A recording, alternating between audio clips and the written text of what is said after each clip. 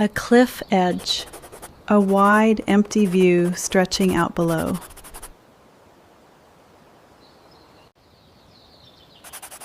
She steps closer, just to feel the size of it. And then it arrives, fast and sharp, completely uninvited, out of nowhere. A single vivid thought. What if I jumped right now? It's gone again, almost as fast as it arrived, barely a second long. But her body already reacted before she could think, heart racing, feet retreating. If this has happened to you, you already know the panic that follows. Wait a second, did some part of me actually want that to happen? It's a strange, common little glitch, and it has a name. Millions of people get this exact thought. Most never talk about it. Psychologists gave it a clinical name, the high place phenomenon. The French had a name for it long before psychology did. L'appel du vide, an old French phrase, literally the call of the void. And here's the one thing this video needs to say clearly, right now. Let's be completely clear about this. It is not a suicidal impulse. It is not a wish to die, not even a little. Researchers have studied this in people who never had a suicidal thought in their life. It shows up in students, hikers, parents holding a baby on a balcony. If you get this thought sometimes, it doesn't say what you assume it says. So if not a death wish, then what is it actually? To answer that, scientists had to ask a very odd question first. Does this thought mean something is wrong with you? Or something is working? The easy answer, some hidden part of you must want to fall. That idea is old, it's dramatic, and it's just wrong. Another common guess? Maybe it's just your imagination turning briefly morbid. Closer to the truth, but it still misses what's actually happening underneath. The real answer starts somewhere unexpected, your nervous system's timing. Two systems in your brain react to the edge, not one. One of them is fast, blunt, and doesn't wait around for permission. The other is slow, thoughtful, and always arrives a beat too late. In 2012, 4 researchers decided to actually test this properly. Jennifer Hames and her team published in the Journal of Affective Disorders. Their paper had a title that says the whole conclusion up front. Their title says it plainly, an urge to jump affirms the urge to live. They surveyed a large group of people with zero history of suicidal thoughts. About a third of them had felt this exact urge at a height.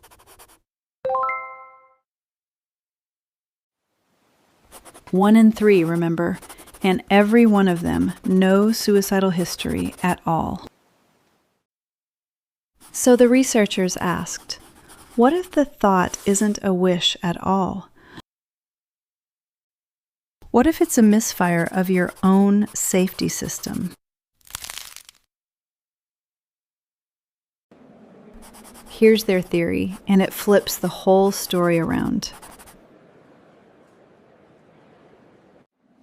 The edge is dangerous. Your brain notices that before you consciously do. A fast, ancient alarm system fires off a single command: pull back now. That alarm is the flinch, the tug you feel in your stomach. The schools later, your conscious mind catches up, and it needs an explanation. So it grabs the nearest story. I must have wanted to jump. The urge to live triggered the flinch. Your mind just mislabeled it. Think of it like a smoke alarm that goes off from burnt toast. The alarm isn't wrong that there was smoke. It's wrong about the fire. Your body sensed real risk at that ledge. The risk was falling. Not a desire to jump, a risk of falling. Two very different things. Your nervous system doesn't speak in words. It speaks in urgency. So when it fires fast, your mind fills in the words afterward. Psychologists call this affect as information.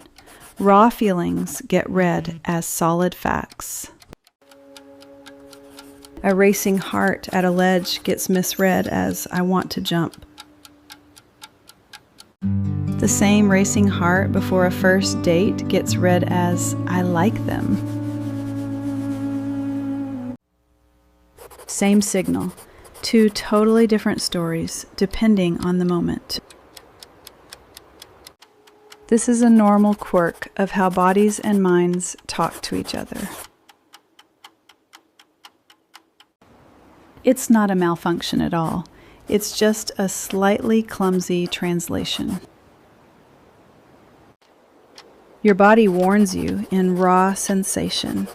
Your mind turns it into a sentence.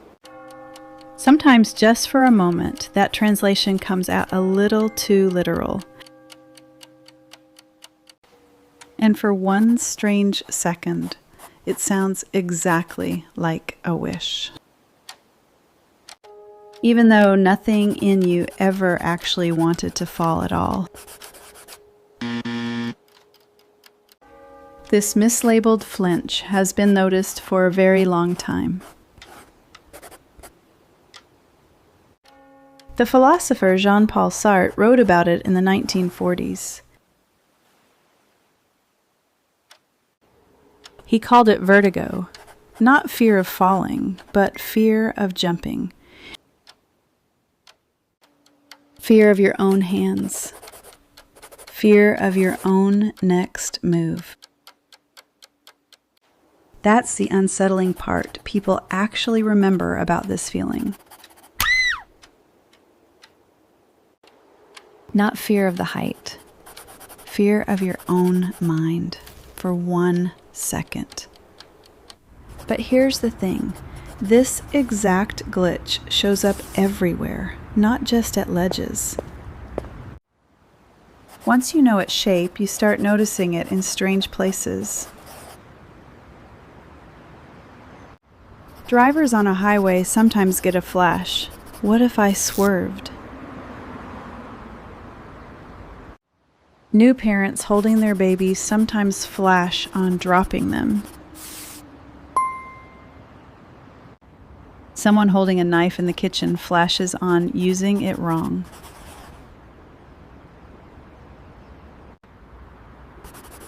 None of these people want to do any of these things.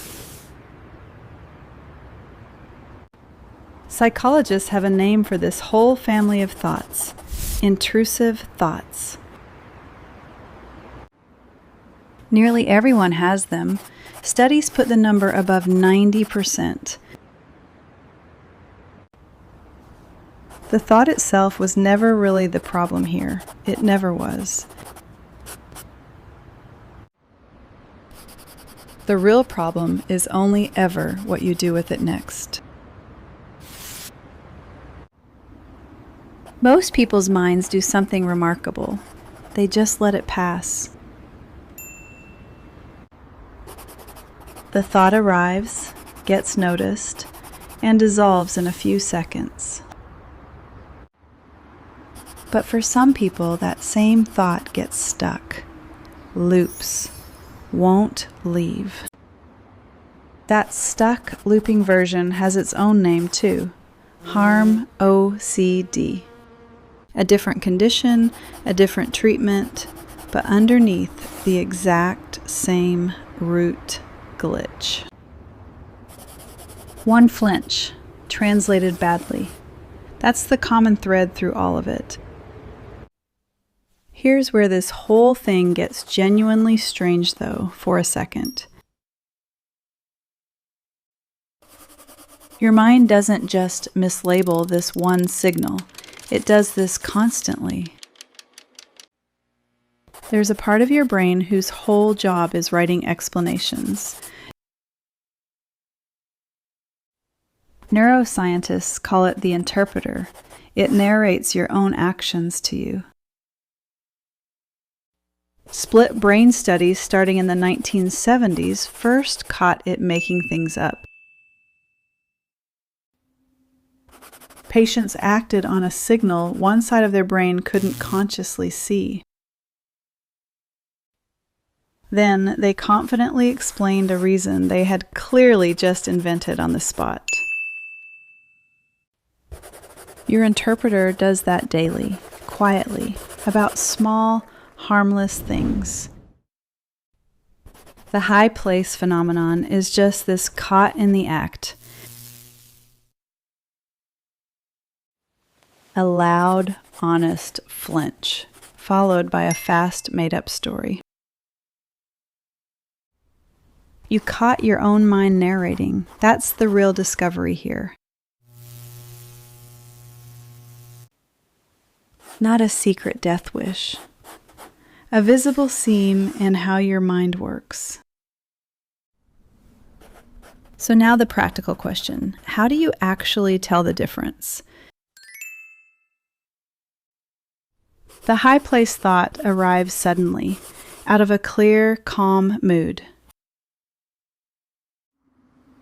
It doesn't match how you're feeling. It just intrudes, uninvited. It carries no actual want behind it, no pull toward acting on it.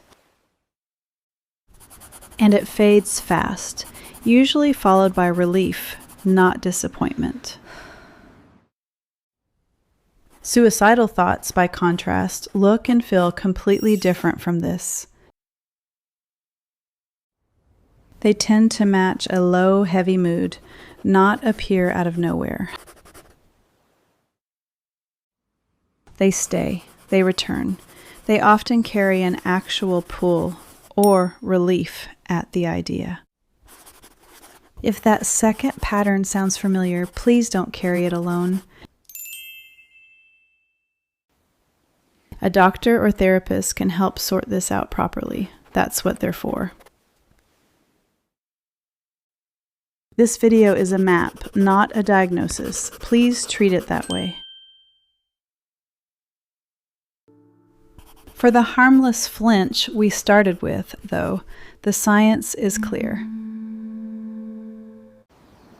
One odd finding: people who worry more tend to feel this more often.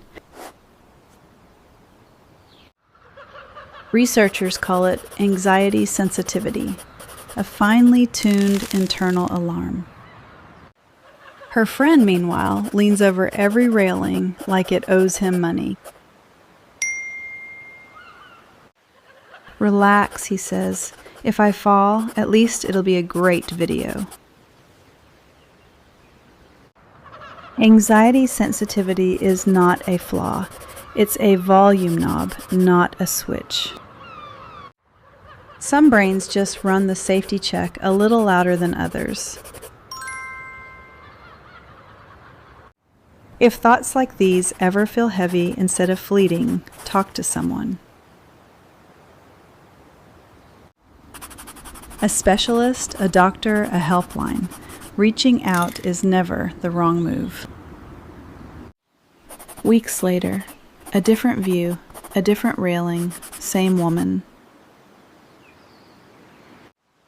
The thought arrives again, right on schedule. What if I jumped? This time, she just watches it drift by. No panic, just curiosity. Not a wish, just an old, honest alarm doing its job.